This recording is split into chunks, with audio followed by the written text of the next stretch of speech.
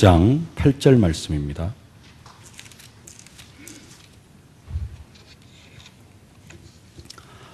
요한계시록 1장 8절 한 절 말씀만 함께 봉독하겠습니다. 주 하나님이 이르시되 나는 알파와 오메가라. 이제도 있고 전에도 있었고 장차 올 자요 전능한 자라 하시더라. 아멘. 하나님 역사의 시작과 끝은 선교입니다. 하나님은 자신을 소개하실 때 오늘 알파와 오메가라 이렇게 말씀을 하십니다. 하나님께서 자기 자신을 나타내시는 그 이름들이 몇 가지 있습니다. 이름이라기보다는 출애굽기 3장에서는 나는 아브라함의 하나님, 이삭의 하나님, 야곱의 하나님이라 그러면서 내 이름을 여호와라 하라 이렇게 말씀을 합니다. 언약에 신실하신 하나님이심을 나타내는 그런 말씀입니다. 아브라함과 이삭과 야곱에게 내가 너로 큰 민족을 이루고 네 후손을 땅의 티끌같이 바닷가의 모래알같이 하늘의 별과 같이 많게 하시겠다. 아브라함과 이삭과 야곱에게 동일한 언약을 주셨습니다. 그 언약을 친히 성취시키시는 하나님이시라고 모세에게 나타나셔서 나는 그 언약 성취로 이제 지금 너희들에게 나타나서 너희들을 애굽 땅에서 인도하려고 한다. 그래서 하나님께서 자기 자신을 나타내실 때 나는 아브라함의 하나님, 이삭의 하나님, 야곱의 하나님, 여호와라 이렇게 말씀을 주십니다. 이스라엘 백성들이 이제 출애굽하고 나서는 자기 자신을 하나님께서 소개하실 때 나는 너희를 애굽 땅 종되었던 집에서 인도하여 낸 여호와라 또 이렇게 말씀을 하십니다. 하나님이 구원의 하나님이심을 그렇게 말씀을 하십니다. 성경에 보면 이렇게 하나님께서 자기 자신을 표현하는 내용들이 몇 가지가 있는데요. 특별히 오늘 성경에서 하나님은 자기 자신을 알파와 오메가라 그렇게 말씀을 하십니다. 알파는 헬라어 알파벳 첫 글자입니다. 영어 알파벳으로 하면은 A에 해당되는 순서로도 A에 해당되고 의미로도 거의 A와 비슷한 그런 의미의 글자입니다. 그리고 오메가는 순서상으로 알파벳 Z에 해당되는 그런 글자입니다. 그래서 알파와 오메가라는 말은 처음과 끝이라는 그런 말입니다. 이제도 있었고 전에도 있었고 장차 올 자요 전능한 자라 하시더라. 하나님이 영원히 살아계신 그런 하나님이심을 의미합니다. 하나님이 나는 알파와 오메가라 그렇게 말씀을 하셨는데요. 예수님도 자기 자신을 소개하실 때 하나님처럼 말씀합니다. 요한계시록 22장 13절에 나는 알파와 오메가요 처음과 마지막이요 시작과 마침이니라. 하나님과 예수님께서 동일하게 자신을 소개하시는데 나는 알파와 오메가라 그렇게 말씀을 합니다.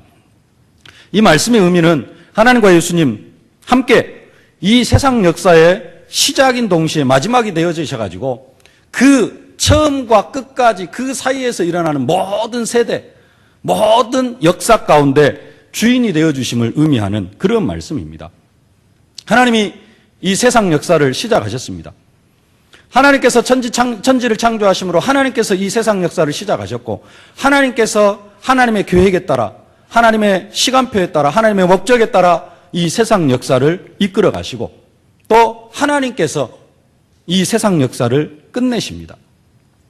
세상 역사는 인간이 만들어가고 인간이 엮어가는 것 같지만 어떻게 막 인간의 활동에 의해서 세상 역사가 진행이 되어져 가는 것 같지만 사실은 그 배후에 하나님께서 역사하셔서 하나님의 목적에 따라 이 세상 역사는 진행이 되어져 갑니다. 그 하나님께서 이 세상 역사를 이끌어 가시는 목적이 바로 다른 게 아니라 세계복음화입니다. 다른 표현을 하자면은 세계 선교라는 것입니다. 하나님께서 인간을 창조하시고 그 인간을 통하여서 이 모든 피조 세계를 하나님의 말씀으로 그 인간이 다스려 주기를 원했습니다. 아담을 통하여서 온 세상에 하나님의 은혜가 충만하면서 하나님의 말씀을 따라 이 세상이 하나님에 의해서 아담에 의해서 하나님의 말씀으로 다스려지기를 원하셨습니다. 그래서 창세기 1장 26절로 28절에 말씀합니다. 하나님이 이르시되 우리의 형상을 따라 우리가 우리의 모양대로 사람을 만들고 그들로 바다의 물고기 하늘의 새와 가축과 온 땅과 땅에 기는 모든 것을 다스리게 하자 하시고 하나님 자기 형상 곧 하나님의 형상대로 사람을 창조하시되 남자와 여자를 창조하시고 하나님이 그들에게 복을 주시며 하나님이 그들에게 이르시되 생육하고 번성하여 땅에 충만하라. 땅을 정복하라. 바다의 고기와 하늘의 새와 땅에 움직이는 모든 생물을 다스리라 하시니라. 하나님은 세상을 창조해 놓으시고 아담에게 그 온 세상을 다 하나님의 말씀으로 다스리기를 원하셨습니다.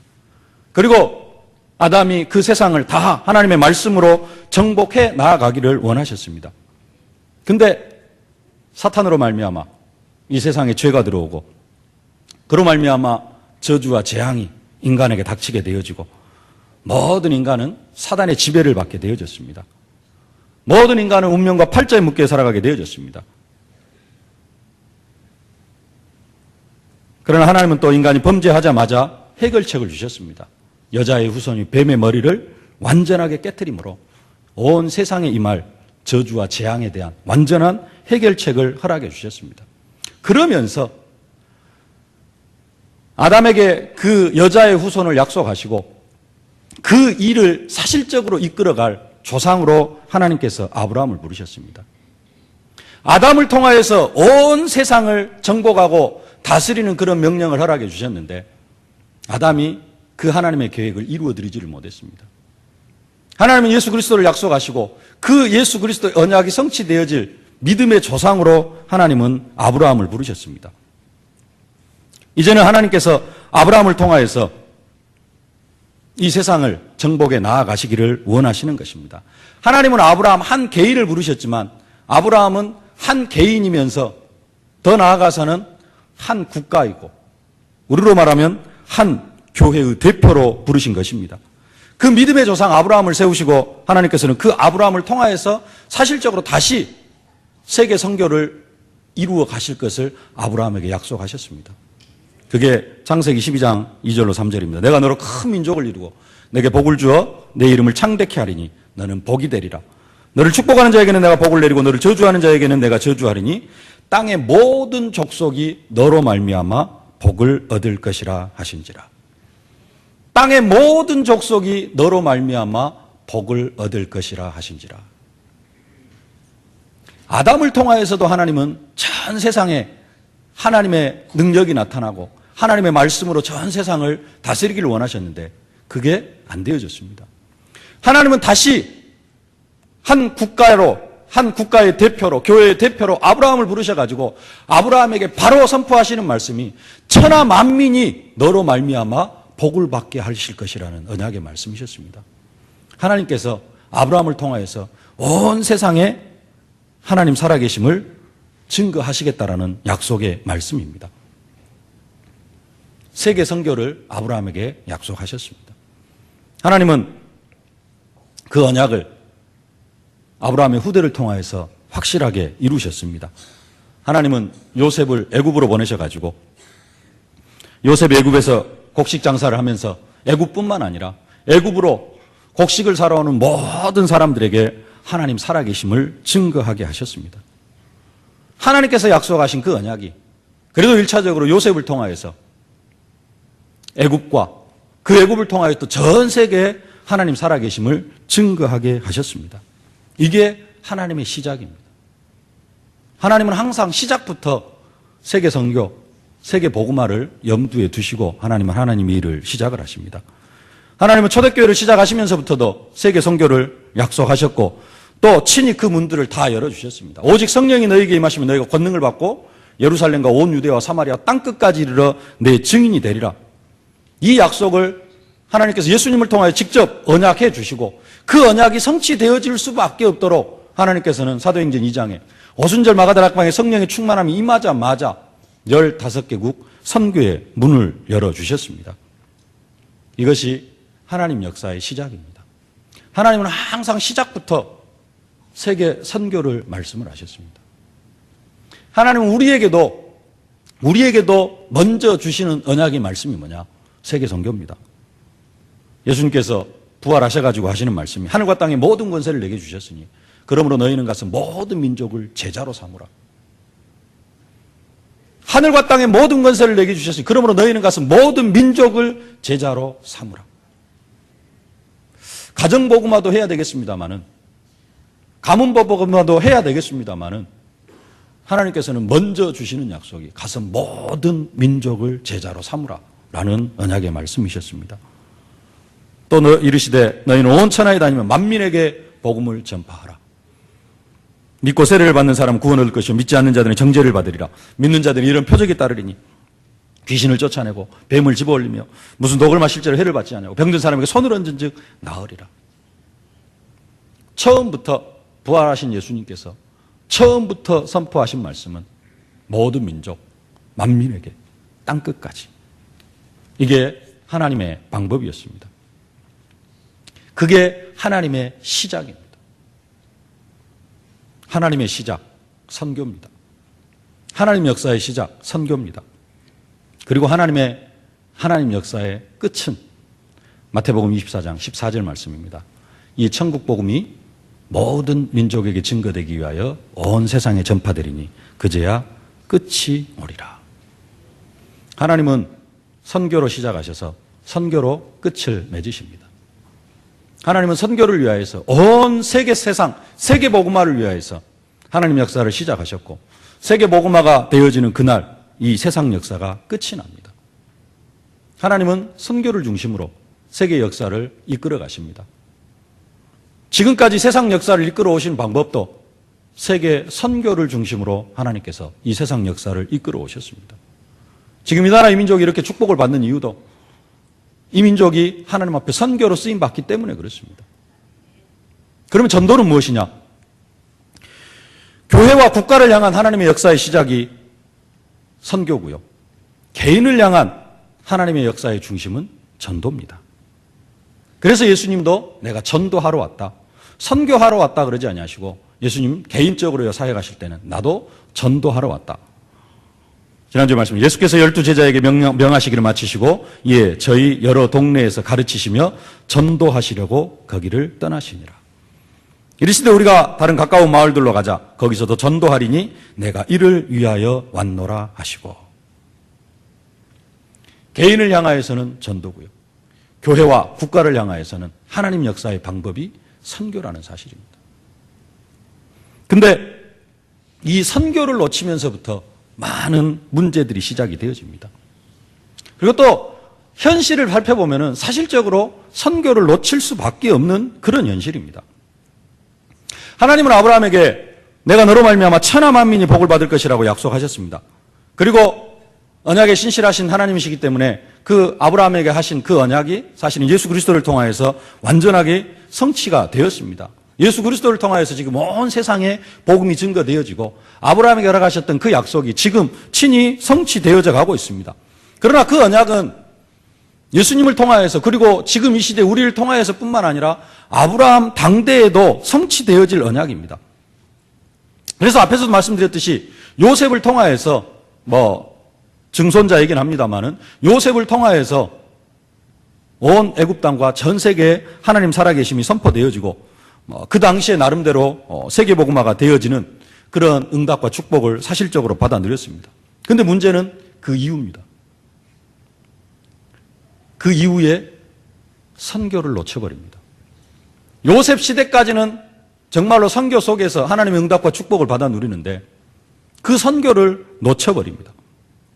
그 결과 이스라엘 백성들이 애굽에서 종살이를 하게 되어지는 것입니다. 선교를 놓칠 때 문제들이 찾아옵니다. 요셉 때 애굽 땅에 그리고 전 세계에 하나님 살아계심을 선포할 때는 이스라엘 백성들이 요셉과 70명의 야곱의 가족들이 종살이하지는 않았습니다. 그런데 선교를 놓치고 나서 그 뒤에 이스라엘 백성들이 종살이를 합니다. 하나님께서 미리 말씀하시기는 하셨습니다. 내 자손이 이방에서 객이되어 400년 동안 그들을 섬길 것이고 그 나라를 내가 징벌할지니 그 후에야 내 자손이 큰 재물을 이끌고 나오리라. 그러나 하나님께서 종살이 시키려고 이스라엘 백성들을 애굽으로 불러들이신 것은 아닙니다. 하나님이 일부러 종살이 시키려고 불러들인 것이 아니라 하나님은 이스라엘 백성들을 국빈 대접받게 하면서 애굽 땅에다가 인도에 들이셨습니다. 왜 종살이를 하게 되어지느냐? 선교의 사명을 놓쳐버리기 때문에 그렇습니다.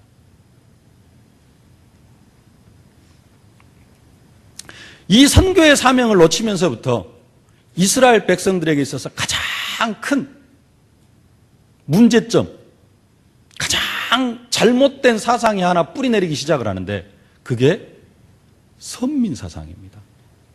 왜 이스라엘 백성들에게 이 선민 사상이 나타나느냐?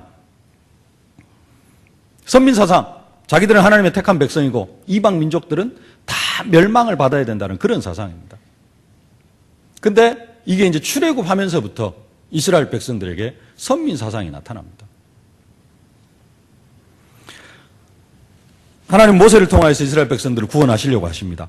그래서 모세로 하여금 바로에게 가서 우리가 사흘길쯤 가서 희생제사를 드리려 하오니 우리를 보내달라 이렇게 부탁을 하니까 바로가 정중하게 거절을 합니다.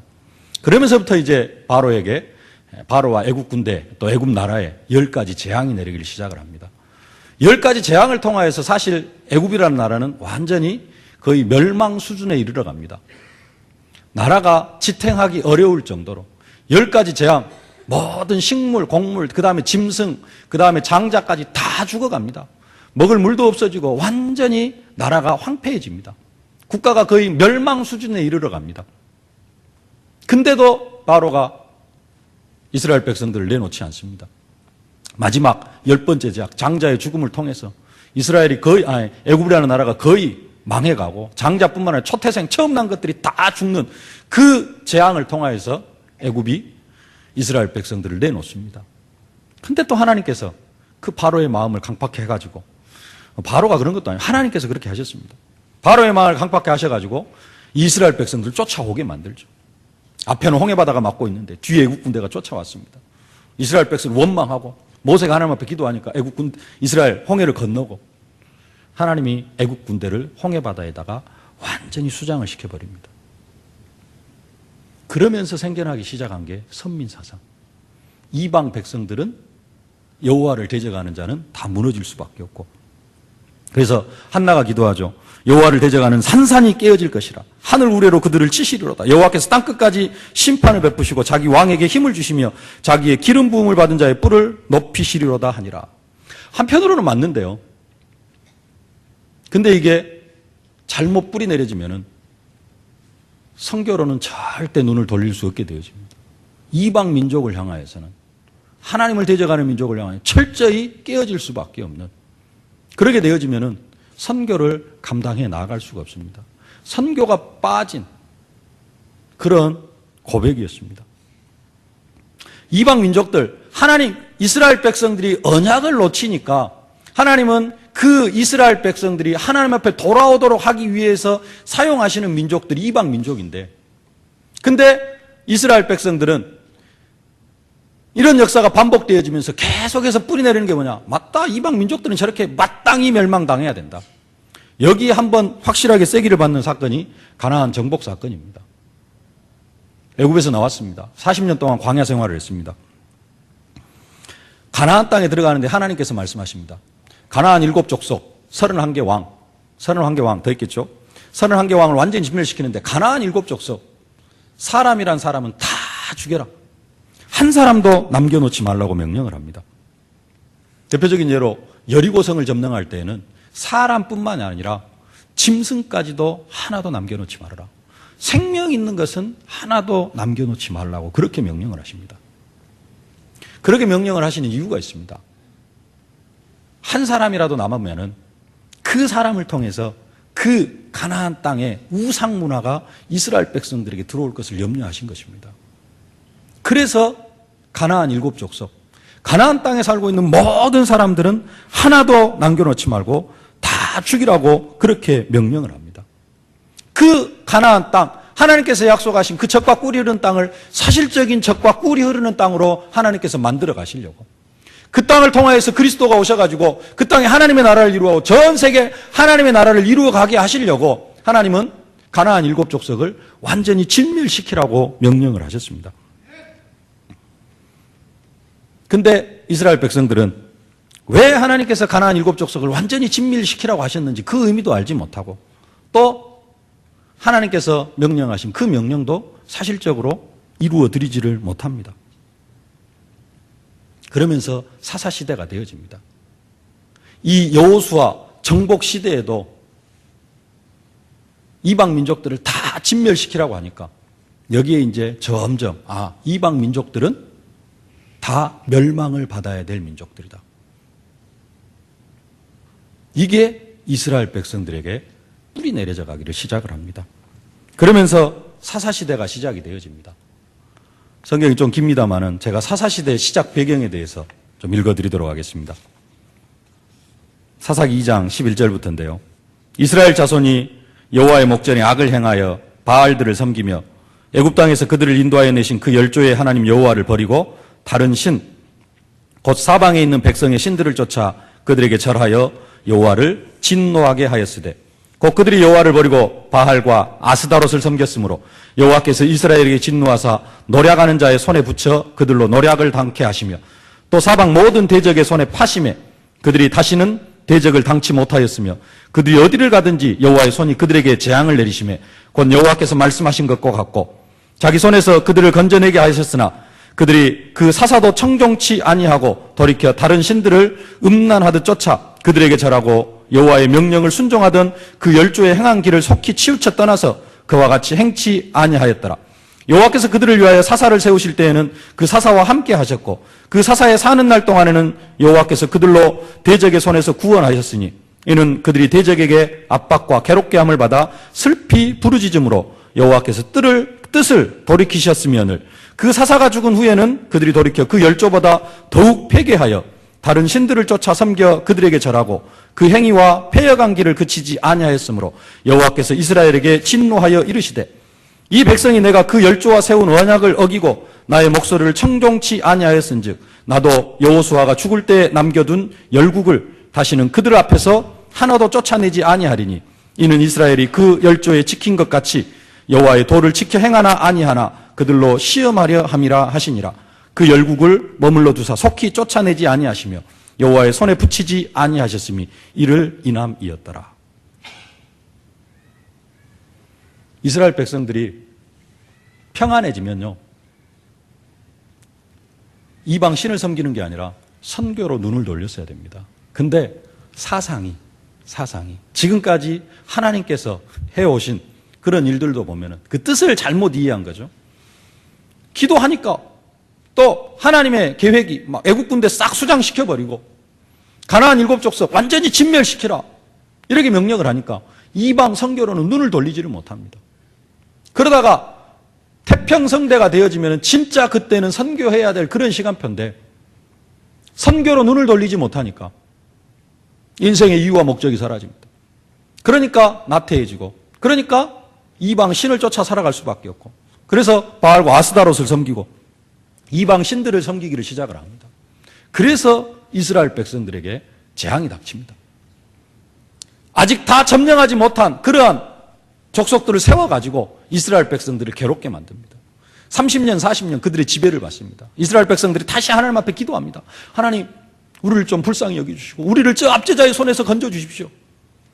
하나님이 또 마음이 약하셔가지고 또 자기 백성이 기도하니까 안 들어줄 수 없잖아요. 그래서 그 사용하셨던 이방 족속들을 또 멸하시면서 쫓아내 주십니다. 그래 또 30년, 40년, 길게는 한 70년 태평성대를 누립니다. 그 누리고 나다가 보면은 그때 또 선교를 회복해야 되는데 또 선교를 놓치고 또 이방 신을 섬깁니다. 이게 13번 반복이 되어집니다. 이게 사사시대입니다. 사사기입니다. 하나님께서 이스라엘 백성들이 기도하니까 쫓아내고 또 쫓아내주시고 또 물리쳐주시고 기도할 때마다 이방 민족은 하나님께서 진멸시켜 주십니다. 또 뿌리 내려지는 것. 역시 하나님은 우리 기도를 들으시고 이방 민족은 진멸하시는구나. 그래서 뿌리 내려져가는 게 선민사상이라는 겁니다. 이 선민사상 때문에 이스라엘 백성들이 끝까지 하나님의 계획, 하나님의 소원, 선교 속으로 들어가지를 못합니다. 이스라엘 백성들이 선교할 수 있는 절호의 기회가 왔습니다. 바로 솔로몬 왕국 시대입니다. 아버지 다윗이 전쟁을 많이 해가지고요, 나라를 부강하게 만들었습니다. 솔로몬 왕국 때 이스라엘이 얼마나 부강한 나라였는가 하니 애굽의 바로가 자기 딸을 솔로몬에게 아내로 줬습니다. 그리고 솔로몬 시대에도 가나안 땅에 그때에도 이방 민족들이 아직도 점령하지 못한, 사사시대 때 여호수아 시대에 아직도 점령하지 못한 이방 민족들이 듬성듬성 살고 있습니다. 그래서 바로 왕이 군대를 직접 끌고 올라와 가지고 그 예루살렘 근처에 있는 게셀이라는 성읍, 거기에 이방 민족들만 살고 있습니다. 그 성읍을 완전히 진멸을 시켜버립니다. 그 속에 살고 있는 모든 이방 민족들 완전히 다 죽여버리고 그 성을 솔로몬의 아내인 자기 딸에게 예물로 갖다가 바칩니다. 애굽의 왕이 군대를 끌고 와가지고 가나안 땅에 있는 다른 민족 하나 완전히 진멸시켜버리고 그 성읍을 솔로몬 아내에게 바쳐요. 자기 딸에게. 얼마나 솔로몬이 그 당시에 전 세계적으로 부강한 왕이었습니까? 국가가 그런 국가였습니다. 그때 뭘 해야 되느냐? 그때 이스라엘 백성들은 선교에서 해야 됩니다. 근데 그때도 선교를 놓쳐버립니다. 그때 선교를 놓치니까 이제는 선교의 장이 아니라 완전히 솔로몬 그 왕궁이 우상 집합소가 되어집니다. 1000명이나 되어지는 그 이방 여인들이 들어와가지고 전부 다 자기 신 섬기고 있습니다. 선교를 놓쳐버리니까 솔로몬의 아들 때에서 나라가 두 개로 쪼개집니다. 북왕국 이스라엘, 남왕국 유다로 나라가 분열이 되어집니다. 나라가 분열이 되어졌다는 말은 둘이서 으르렁거리고 싸우는 겁니다. 함께 하나가 되어져서 하나님을 섬겨야 될 민족이 두 개로 나눠져가지고 서로 싸우기를 시작을 합니다. 솔로몬 이후로 북왕국 이스라엘에서 일어나는 왕들은 거의 다 하나님을 대적합니다. 대표적인 왕이 아합 왕. 이세벨을 통하여서 선지자들 다 잡아 죽이고 엘리야가 나만 남았나이다라고 고백할 수밖에 없을 정도로 하나님을 대적하는 왕들이 그렇게 세워집니다. 선교를 놓쳐버리니까 국가가 쪼개지고요. 하나님은 선교하기를 그렇게 원하셨는데 선교를 놓쳐버립니다. 요나를 통하여서 하나님은 선교하기를 원하셨습니다. 요나의 마음속에 선교는 없습니다. 아예. 왜 이방 민족이 복음을 받아야 됩니까? 왜 이방 민족이 구원을 받아야 됩니까? 저 멸망받아야 마땅할 민족 아닙니까? 너무나 깊이 뿌리 내려져 버렸어요.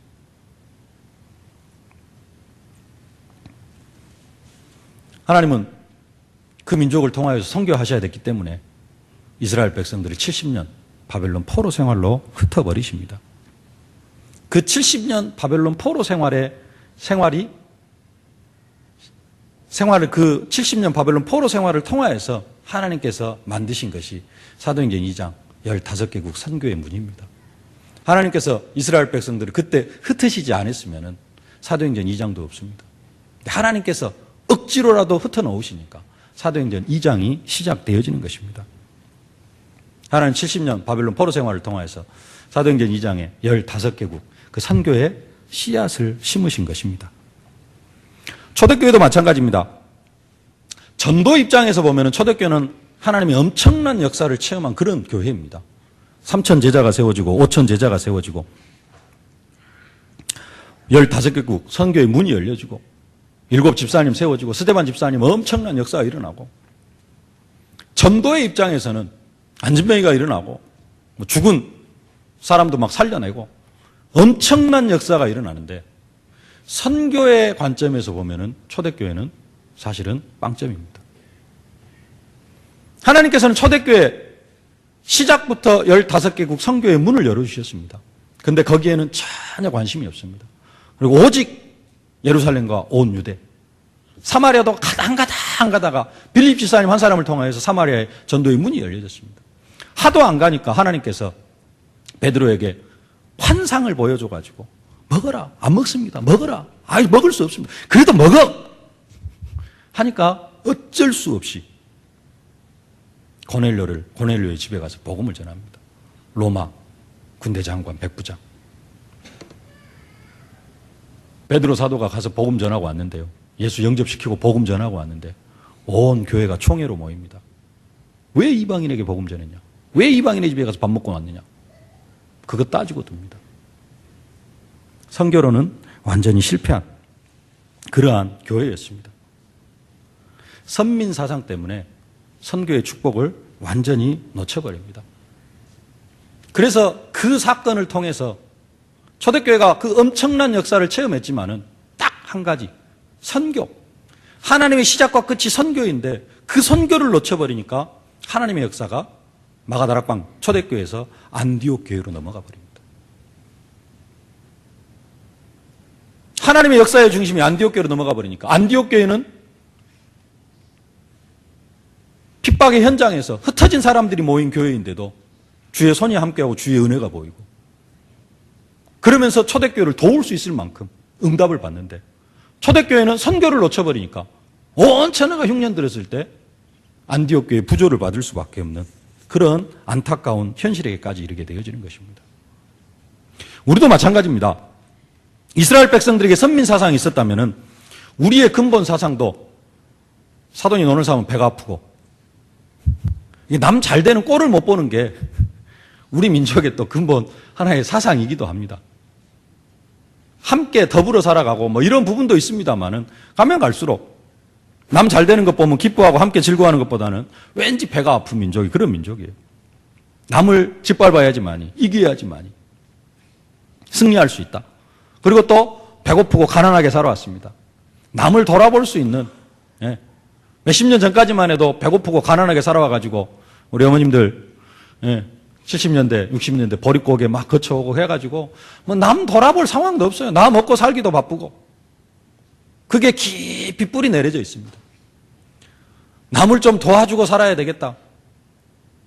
봉사하고 헌신하고 살아야 되겠다. 이것보다는 내 한 목숨 구비하기도 저기 부지하기도 힘들고 내 새끼들 먹여 살리기도 힘든 그 현장 속에 거의 평생을 살아왔습니다.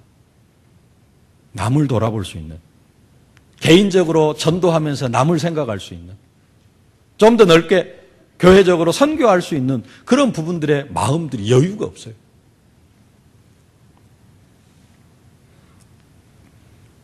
반만년 역사를 자랑하면서 이스라엘보다 더 많은 외세의 침략을 받아가지고 이방 민족, 타민족 하면은 타국가 하면은 뭐 치가 떨리기도 하고 이런 부분들이 더 강합니다. 하나님께서 은혜로 또 선교의 마음도 허락해 주시긴 하셨습니다만은 우리 사상들 속에 뿌리 내리고 있는 게 그런 사상들입니다. 지금도 외국인 노동자들 한국에서 얼마나 학대받고 있습니까?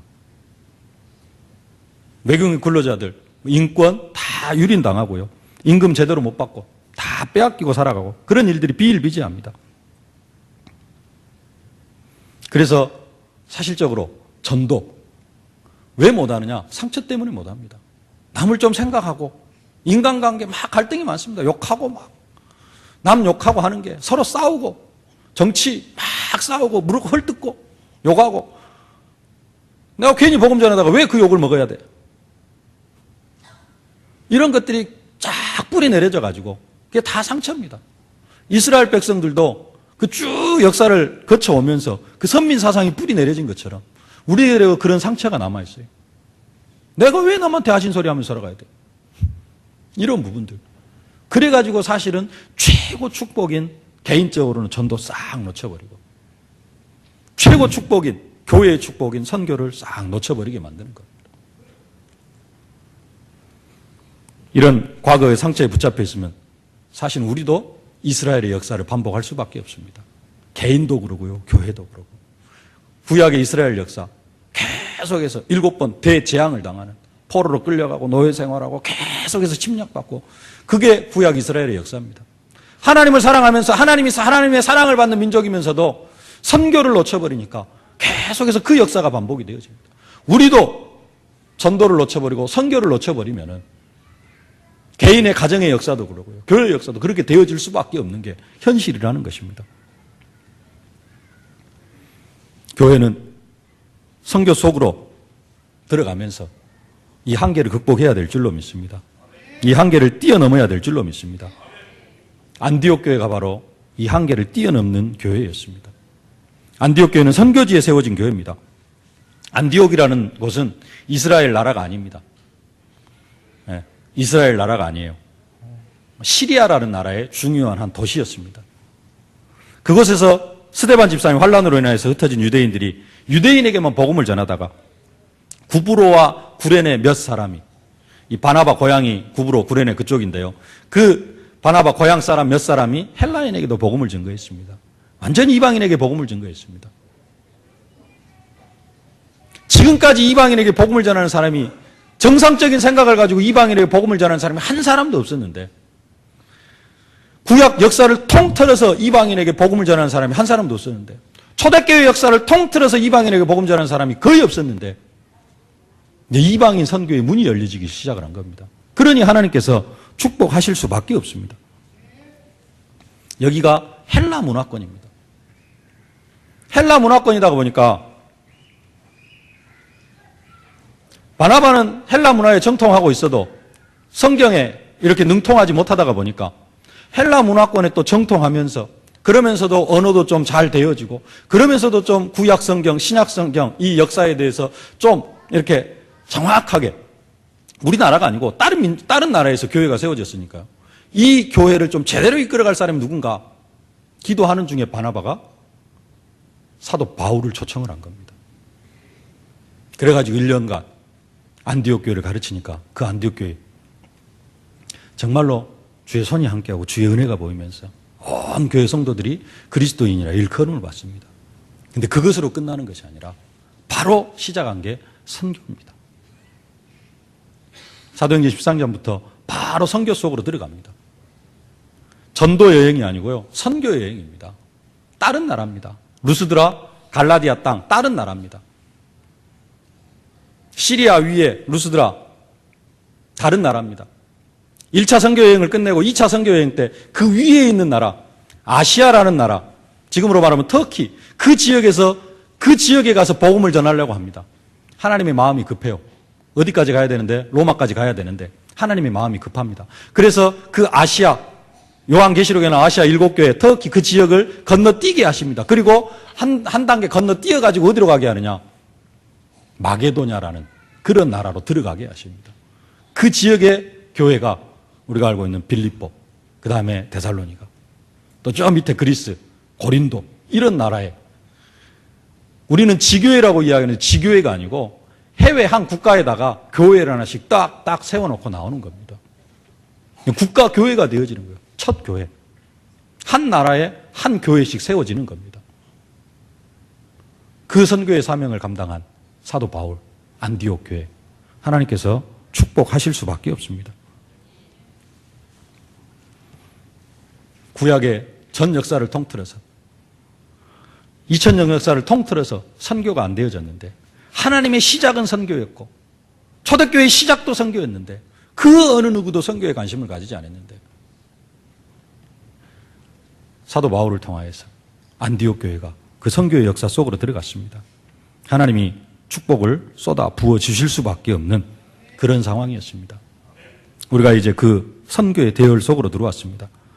우리는 선교를 위하여서 우리의 현실, 또 우리의 상처를 뛰어넘어야 될 줄로 믿습니다. 구약 이스라엘 백성들처럼, 또 초대교회처럼 그 상처에 묶여 있으면 절대 선교를 할 수가 없습니다. 그 상처를 뛰어넘을 때 사실적인 선교의 축복을 누리게 되어질 줄로 믿습니다. 말씀을 맺겠습니다. 하나님의 시작과 끝은 선교입니다. 하나님이 세상 역사를 진행해 나아가는 계획과 방법, 목적도 선교입니다. 개인을 향하여서는 전도이지만 교회와 국가를 향하여서는 선교입니다. 이제는 우리 세계로교회가 정말로 안디옥 교회의 축복, 선교를 통하여서 주의 손이 함께하고 주의 은혜가 보이는 사실적인 축복을 체험하게 되어질 줄로 믿습니다. 많은 사람들이 말씀을 받을 때요, 치유받아야 되겠다, 내가 은혜 받아야 된다. 좋습니다. 먼저 은혜 받으셔야 됩니다만은 말씀을 받을 때요, 한 군데 더 놓고 말씀을 받으시길 바랍니다. 내 주위에 있는 전도 현장, 하나님이 말씀이 이 전도 현장이 어떻게 성취되어지길 원하십니까? 항상 내가 치유받고 내가 은혜 받아야 되겠다, 이것도 좋습니다. 근데 그 사람이 은혜 받고 치유받으면요, 그냥 또 퍼집니다. 아, 좋다 해가지고 퍼져요. 그게 이스라엘 구약의 역사였습니다. 은혜 받고 힘나고 하나님께서 회복시켜주면은